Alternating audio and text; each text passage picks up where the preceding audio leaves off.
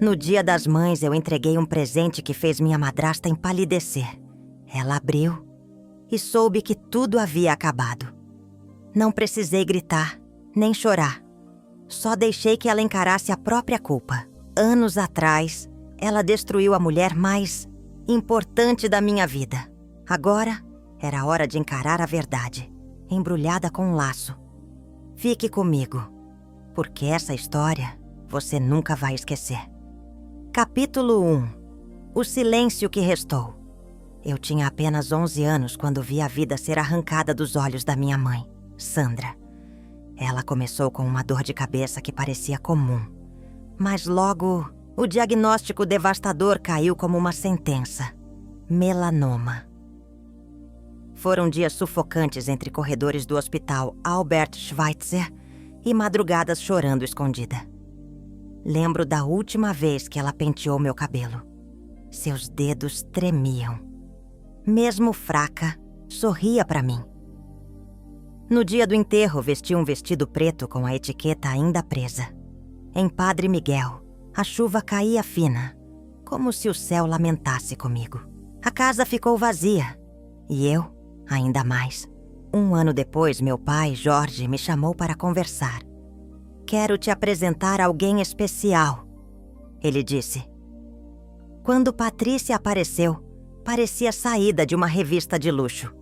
Unhas perfeitas, blazer, caro, voz calma e distante.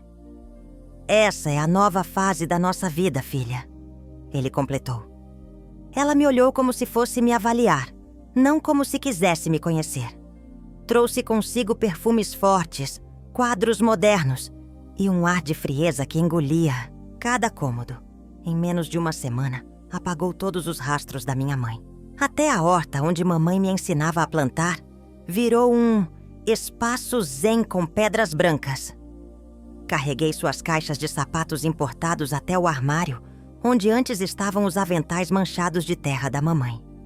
Patrícia se instalou como se sempre tivesse pertencido ali. Suas palavras eram doces, mas suas ações eram afiadas. Isso aqui agora é nossa casa, certo, Letícia? Ela disse com um sorriso que nunca alcançava os olhos. Meus aniversários viraram jantares empresariais. As amigas dela me bajulavam com frases vazias. Que menina madura! Mas ninguém percebia que eu já não sorria de verdade. Dormia todas as noites abraçada ao suéter da mamãe, esperando que o cheiro dela não desaparecesse. Durante 3 anos fingi que era grata. Frequentei festas, usei roupas que não combinavam comigo, comi pratos chiques que não tinham gosto de lá. Meu pai, ocupado com a empresa no centro, mal percebia minha tristeza. Patrícia gostava de posar como mãe dedicada, mas era só mais uma peça de exibição. Um dia, enquanto eu chorava escondida no banheiro, ouvi ela dizendo ao telefone: Letícia precisa aprender a não ser um peso. A frase ecoou dentro de mim como uma lâmina. Percebi que naquela casa eu era apenas um detalhe. E foi aí que comecei a entender. Eles não me queriam feliz. Queriam controle. Queriam apagar minha mãe Sandra e me moldar no vazio que ela deixou. Capítulo 2. A noite que acendeu a verdade, eu tinha 15 anos quando me ofereceram o papel principal na peça da escola. Era a minha primeira alegria genuína desde a morte da mamãe. Ensaiava todos os dias com entusiasmo, sentindo como se ela estivesse ali comigo, aplaudindo em silêncio. Mas então veio o choque. A estreia coincidia com a grande festa beneficente que Patrícia organizava para impressionar investidores. Você vai faltar à peça, disse ela sem nem levantar os olhos do celular. Vai conhecer o filho dos clientes. Ele cursa direito. Conexões, Letícia. Meu pai abriu a boca para tentar argumentar, mas Patrícia segurou seu braço. E como sempre, ele cedeu. É só uma peça do colégio, murmurou. Você terá outras oportunidades. Saí da sala com o coração estilhaçado. Corri para meu quarto e abri uma caixa antiga da mamãe. guardada como um relicário. Lá dentro, uma chave prateada colada em um bilhete. Se você está lendo isso, Letícia, chegou o momento. Vá até o cofre. A verdade está lá. Chorei, mas eram lágrimas diferentes, de descoberta, de força. No dia seguinte, inventei uma gripe e fui até a agência do banco no centro. O gerente era um senhor grisalho, com olhos gentis. Sua mãe confiava muito em você. Ele disse, antes de me levar até o cofre. Lá dentro, encontrei uma carta, um pendrive e um maço de documentos. A caligrafia era da mamãe. Minha querida Letícia, começava. As mãos me tremiam. Ela contava tudo. Sobre o caso de Jorge com Patrícia. Os encontros secretos, os hotéis, as mentiras e as transferências. Dinheiro sumindo das contas da empresa da família, criada por meus avós com tanto sacrifício. Mas então veio o que me tirou o chão. Exames médicos anexados mostravam algo terrível. Mamãe vinha sendo envenenada lentamente. Relatórios toxicológicos com níveis altíssimos de metais pesados. Só comecei a me sentir doente após as refeições preparadas por Jorge, escreveu. Os médicos não entendiam os sintomas, mas ela sim. Se você encontrou isso, é porque eles continuam ao seu lado. Proteja-se, prepare-se e não os confronte ainda. A partir dali, tudo mudou. Voltei para casa com a certeza de que minha mãe havia sido silenciada. Mas eu não seria. Capítulo 3. A filha perfeita e o plano silencioso. Aquela noite me olhei no espelho e vi alguém nova. Não a garota triste que eles moldavam, mas uma semente de resistência. Eu decidi que esperaria, que não choraria mais por dentro, que aprenderia. Eles não podiam saber que eu sabia. E então comecei a me tornar o que eles queriam. A filha perfeita. Sorridente, educada, dedicada. Mas por trás dos olhos mansos, um plano crescia. Um plano frio, meticuloso, do jeito que a mamãe teria feito. Passei a ouvir tudo, cada conversa, de negócios no jantar. Cada telefonema de Patrícia que ela achava que era discreto. Eu anotava nomes, prazos, valores. À noite, escondida no quarto, criava planilhas, montava meu próprio arquivo. Instalei um cofre atrás da estante e lá escondia cópias, gravações, fotos. Sepai deixava documentos sobre a mesa. Eu fotografava. Eles me viam como uma adolescente ingênua. Mas a cada semana, meu dossiê crescia como um monumento à verdade. 6 meses depois, entrei em contato com os nomes deixados no envelope da mamãe. Os 3 da verdade. Doutor Álvaro, o juiz de olhar cansado e honesto. Renato, o advogado rápido e impiedoso com palavras. Marcelo, o contador forense que enxergava fraudes como se lesse poesia. Mostrei tudo. Você tem provas suficientes para destruir a vida deles, disse Marcelo. Mas eu não queria destruição, queria justiça. Quero estudar, quero estar pronta. Quero que eles me olhem nos olhos e entendam que perderam. Durante 2 anos me dividi. Era a filha que Patrícia mostrava com orgulho no Instagram. Mas também era a aprendiz em segredo dos maiores mentores que alguém poderia ter. Estudei contratos, estruturas jurídicas, movimentações de capital. Aprendi a linguagem dos lobos. Me formei no ensino médio 1 ano antes. Eles achavam que eu era um prodígio. Não sabiam que estavam criando sua própria ruína. E eu sabia, o dia das mães estava chegando. E com ele, o presente que mudaria tudo. Capítulo 4. A adoção e a armadilha. Versão aprimorada. Na véspera da minha ida para a universidade, Patrícia me levou para almoçar em um restaurante de fachada limpa e pratos vazios de afeto. Quero te adotar oficialmente, Letícia. Assim selamos de vez nosso vínculo. disse, tocando levemente minha mão. Por um segundo, senti a mão da minha mãe me puxando de volta para a realidade. Eu sabia o real motivo. Uma filha legalmente adotada fortaleceria sua posição na empresa e no patrimônio. Vai ser um momento simbólico, insistiu ela. Sorri como quem assina a própria sentença. Vai sim, simbólico. Voltei para casa e liguei para os 3 da Verdade. Dr. Álvaro ouviu em silêncio, enquanto o Renato analisava os impactos jurídicos e Marcelo buscava uma vantagem contábil. Ela nos deu a senha sem querer, disse Marcelo. A adoção exige declaração de bens atualizada. O plano estava maduro. Já tínhamos rastreado quase tudo. Documentos, transferências, manipulação contábil. Patrícia e meu pai Jorge haviam construído um castelo sobre um pântano de mentiras. E eu? Eu estava com o fósforo na mão. O Dia das Mães chegou com céu claro e cenário de cinema. Mas por trás da beleza das flores e dos sorrisos fotográficos, havia algo prestes a ruir. Eu havia preparado um livro, capa de couro, letras douradas, com a inscrição: A Gratidão de uma Filha. Patrícia imaginou que fosse uma homenagem. Não era.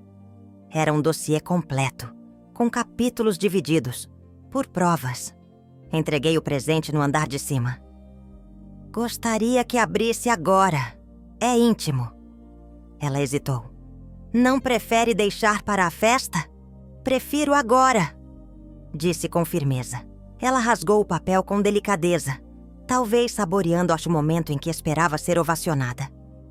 Ao abrir a primeira página, encontrou a imagem da minha mãe, sorrindo em frente à horta destruída. Que foto é essa? Murmurou. Continue, pedi. E ela continuou. Suas mãos tremiam conforme lia cada comprovante, cada frase. Ao chegar no laudo toxicológico, suas pernas cederam. Ela se sentou na banqueta de maquiagem. Isso é verdade, completei. E é só a introdução. Naquele instante, minha mamãe Sandra estava ali, viva em mim, no olhar, na voz, na coragem. O rosto de Patrícia começou a perder a cor. A máscara escorregava a cada página virada. Isso tudo é forjado, ela tentou. Você quer me destruir? Não, quero que se lembre do que fez, rebati. E que pague sem que eu precise te sujar como você sujou minha mãe. Ela apertou o livro contra o peito. Você está blefando. Não tem como provar isso. Me aproximei devagar e sussurrei. Você sabia que transferências bancárias deixam rastros até nos metadados do celular? E que o FBI já cooperou com o Ministério Público aqui? Ela engoliu em seco. Desceu para a festa com a pose que lhe restava. Eu fui logo atrás.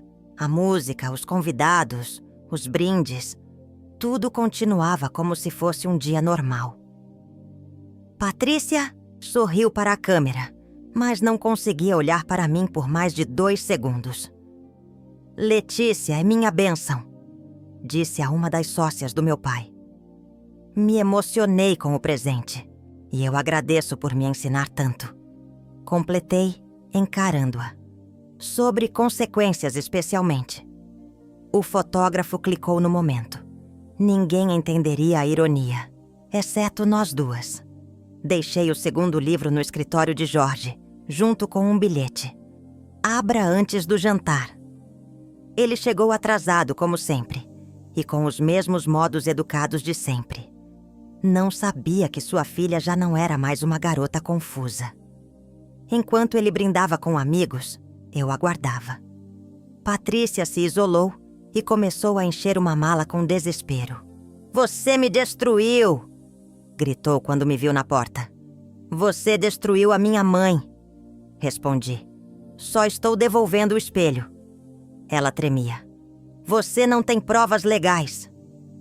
Mas tenho medo, e o seu é visível. Ficou sentada na cama, derrotada. pela primeira vez, sem estratégia. "O que você quer?" perguntou com a voz desmanchando. "Amanhã cedo, escritório do juiz. Jorge vai estar lá também." "E se não formos?" "Vocês sabem o que tem no capítulo 3. E os convidados estavam todos ali. Se você me forçar, eles vão saber também." Ela arregalou os olhos. Ali, eu não era mais Letícia. Eu era o legado da minha mãe, de pé diante do que sobrou, da mentira. E a pior dor que se pode dar a um manipulador é perdê-lo no próprio jogo. Jorge chegou como quem voltava de um mundo onde ainda era rei. Tirou o paletó, afrouxou a gravata e me cumprimentou como se nada estivesse errado. "Onde está a Patrícia?" "No andar de cima. Mas antes, leia isso." Entreguei o livro. Ele olhou com tédio, virou as primeiras páginas e parou. Seus olhos endureceram. Vi um lampejo do pai que tive um dia. Ele folheava em silêncio, cada prova, cada rastro. Quando fechou, estava pálido. "Letícia, o que você quer de mim?" "Justiça. E amanhã, às 9, com ou sem advogado." "Você está disposta a destruir sua família?" perguntou. "Vocês já fizeram isso por mim." O que mais me doía era que ele não demonstrava arrependimento, só medo. "Sua mãe ficaria horrorizada", tentou. "Ela ficaria orgulhosa", respondi. Ela me preparou para esse momento. Ele ficou em silêncio, como se calculasse qual mentira diria a seguir. "Não tente fugir. Não tente me convencer. Apenas compareça." Subi, e aquela foi a última vez que vi meu pai com algum traço de dignidade no rosto. No dia seguinte, vesti o blazer azul que mamãe tinha comprado para minha primeira Olimpíada de História. Cabelos presos, olhos firmes. Patrícia já estava na sala quando chegamos. Ela não disse nada. Dr. Álvaro nos recebeu com um leve aceno. Cada documento foi assinado com o peso de uma vida inteira. Jorge passou procurações, assinou renúncias e aceitou que sua filha agora era sua supervisora. Patrícia, entre olhares mortos e mãos trêmulas, assinou o acordo de cooperação. E ali, naquela sala, terminou o reinado da mentira. "Esses termos impedem contato direto com Letícia até que ela complete 18 anos", disse o juiz, colocando o último papel na mesa. Jorge protestou. "Isso é minha filha. E você é o homem que deixou ela aprender a sobreviver sozinha." Ele hesitou. "Se eu assinar isso, ou você assina, ou eu libero os exames médicos." Interrompi. E ele assinou, com a caneta da minha mãe, a mesma que ela usou na fundação da empresa. Fechou os olhos ao final, como se dissesse adeus ao homem que fingiu ser. Eu não sorri, mas dentro de mim, ouvi a voz de minha mãe Sandra. "Agora, siga sem medo, minha filha. Minha querida, eu adoro saber de qual cidade você está me ouvindo. Comente abaixo. E para me ajudar, curte o vídeo e se inscreva no canal." 2 meses depois, eu entrei pela primeira vez na sala da presidência. Sentei na cadeira que um dia foi da minha mãe, cercada por livros dela, quadros dela e valores que agora cabiam a mim defender. A imprensa estampava manchetes. "Jovem prodígio assume império, financeiro familiar." Mas o que ninguém via era que aquela não era apenas uma sucessão. Era uma reparação. Atrás de mim, Renato e Marcelo me olhavam como quem testemunhava a história. A verdadeira sucessão não era de cargo, mas de propósito. Eu estava ali por ela, por mim, pela verdade. As primeiras reuniões foram duras. Os antigos aliados de Jorge me testavam com frases veladas. "Você vai precisar de tempo para entender isso." Ou, "Seu pai nos ensinou tudo o que sabemos."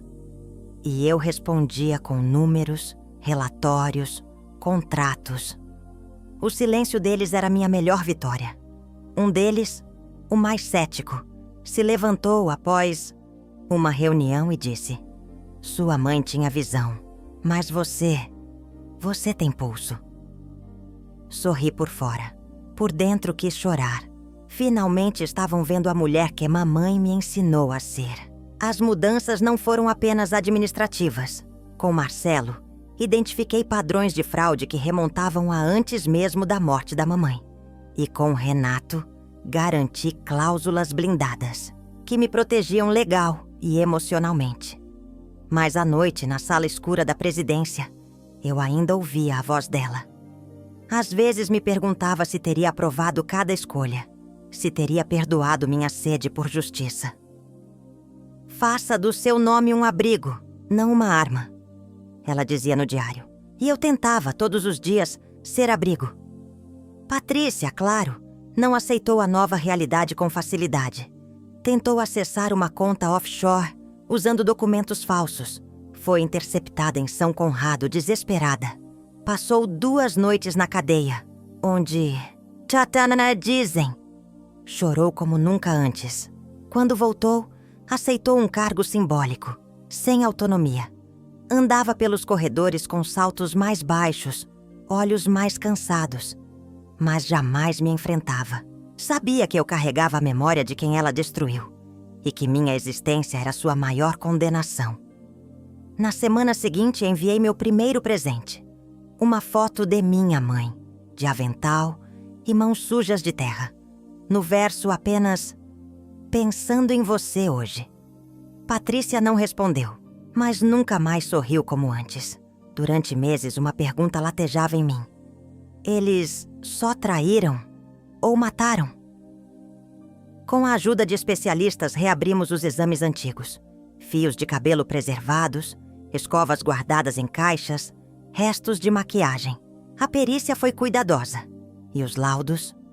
Perturbadores. Substâncias tóxicas presentes em níveis alarmantes. Tudo apontava para um envenenamento lento, metódico. Não temos prova absoluta, mas há coerência nos sintomas e substâncias, disse o legista. Meu peito pesou. Era como se minha mãe tivesse morrido de novo. Só que agora, pelas mãos deles. Reuni Renato e Dr. Álvaro em uma noite chuvosa. Entrar com isso agora é reabrir feridas que talvez nunca cicatrizem, alertou o juiz. Mas pode ser a única chance de justiça total, rebati. Renato me olhou com compaixão. Você quer justiça ou reparação emocional? Fiquei em silêncio.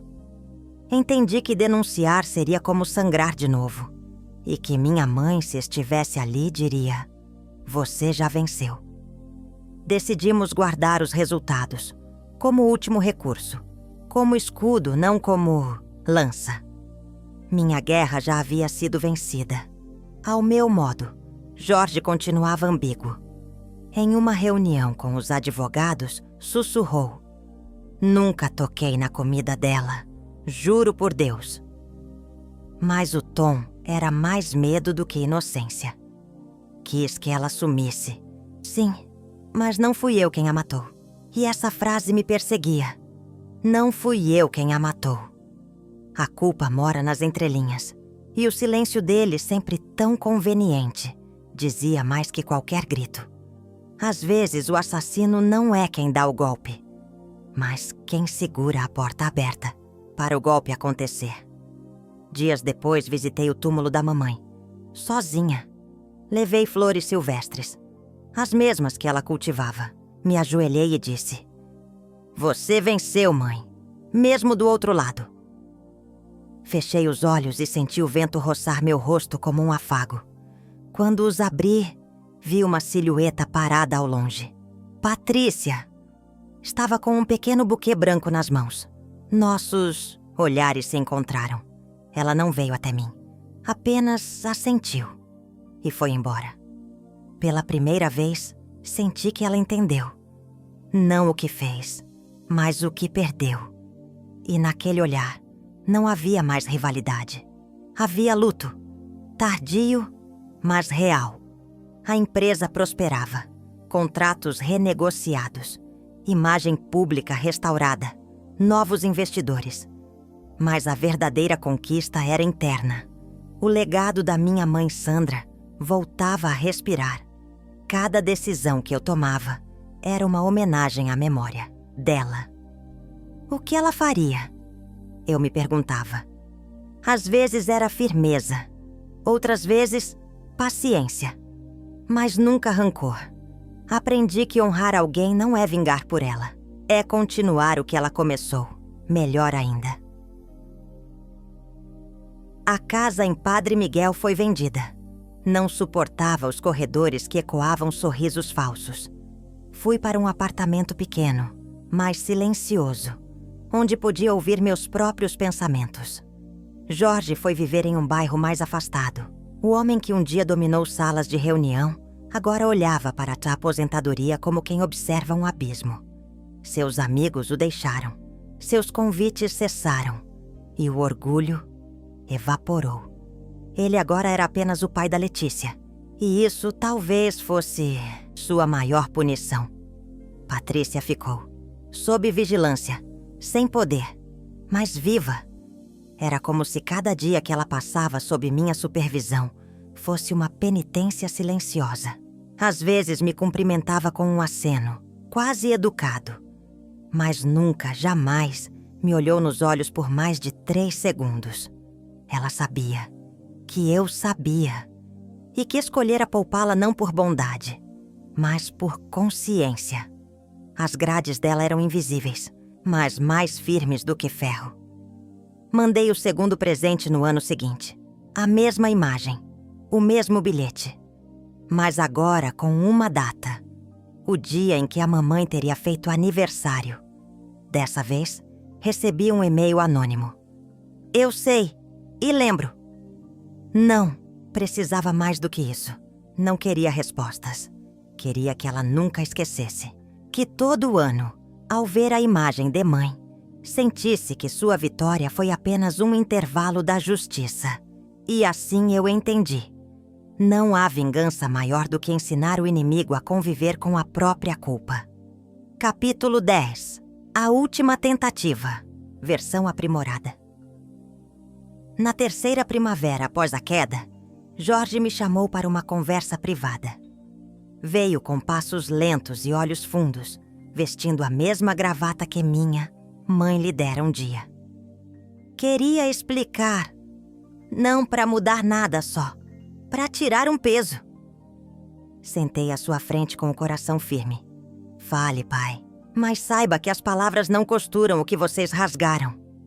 Ele respirou fundo. Eu era fraco demais para encarar sua mãe. E Patrícia me ofereceu fuga, uma fuga covarde. Engoli seco. Parte de mim queria mandá-lo embora, mas ouvi, por mim, pela memória dela. Não foi como vocês pensam. Eu não queria que ela morresse. Só desaparecer. A frase ficou no ar como veneno. Você escolheu desaparecer junto. Rebati. Deixou ela definhar sem lutar. Abriu mão de mim e do que restava de dignidade. Ele chorou. Não de alívio, de culpa. Mas chorar não é redimir. É só lembrar que se tem alma. Quando terminou, entreguei-lhe um envelope com um termo de desligamento. Você será apenas uma sombra no organograma, mas manterá seu nome limpo, se não me der motivos para apagá-lo. No mesmo dia, bati à porta de Patrícia. Ela atendeu com o rosto abatido, sem maquiagem. Entreguei um envelope igual. Está livre, mas não inocente. Essa é sua última chance de sair com um mínimo de dignidade. Dentro, uma pensão vitalícia modesta e cláusulas que garantiam distância eterna. Ela riu. Você se tornou mais fria que nós. Não, eu apenas não finjo mais ser frágil. Ela assinou com as mãos trêmulas e ao final murmurou. Sua mãe teria orgulho de você. Fechei a porta com o coração latejando, porque, por um segundo, acreditei nisso. Naquela noite fiquei sozinha no escritório. Acendi uma vela diante da foto de minha mãe. Terminei, mãe. A batalha acabou. Pela primeira vez, senti paz. Não porque venci, mas porque sobrevivi. O ciclo se fechava, não com gritos, não com vingança, mas com coragem de fazer diferente. E é assim que os ciclos familiares se curam, quando alguém escolhe não repetir. E é assim que os ciclos familiares se curam, quando alguém escolhe não repetir. Se você acredita que justiça pode ser feita sem levantar a voz, curta esse vídeo e conta nos comentários o que você teria feito no meu lugar. Capítulo 11. Sementes de Esperança. Versão aprimorada. Com o tempo, a empresa deixou de ser apenas um símbolo de superação e se tornou um modelo de ética. Funcionários antigos retornaram. Novas lideranças surgiram. Salas antes frias ganharam plantas, quadros e risos. A memória de Sandra estava em cada canto. Era como se ela voltasse em pedaços, nas pequenas coisas. Um aroma de café no refeitório, uma frase gravada na parede. Transformar é resistir. E assim seguimos, crescendo, resgatando o que tentaram enterrar e replantando tudo o que destruíram. Voltei a estudar. Entrei para a UFRJ com louvor. Cursar administração parecia destino, mas era mais que isso. Era honra. Na universidade, eu era apenas Letícia. Ninguém conhecia minha história completa. E pela primeira vez, isso me trouxe alívio. Conheci gente comum. Dei risada em filas de Xerox. Vivi. Simplesmente vivi. E todas as noites, quando voltava para casa, acendia uma vela e agradecia à minha mãe. Obrigada por me ensinar a ser forte sem perder o coração. Meu pai Jorge me escreveu de novo. Uma carta menos formal, mais humana. Falava de infância, de saudade, de erros. Não pedia perdão. Apenas admitia com palavras simples. Você foi a única coisa que fiz certo. Guardei a carta junto aos arquivos da empresa. Ela não era um pedido, era um registro. De que até mesmo os que erram muito, um dia se arrependem. Mas nem sempre são perdoados. E tudo bem. Nem todo perdão precisa ser verbal. Às vezes, é só seguir. Em paz, enviei a última lembrança à Patrícia naquele Dia das Mães. Uma imagem da mamãe em preto e branco, colhendo flores. E no verso, escrevi com minha caligrafia infantil. Ainda sou sua lembrança. Ela não respondeu. Mas um mês depois, uma doação anônima chegou à Associação de Vítimas de Violência Emocional que criei. Sabia que tinha sido ela.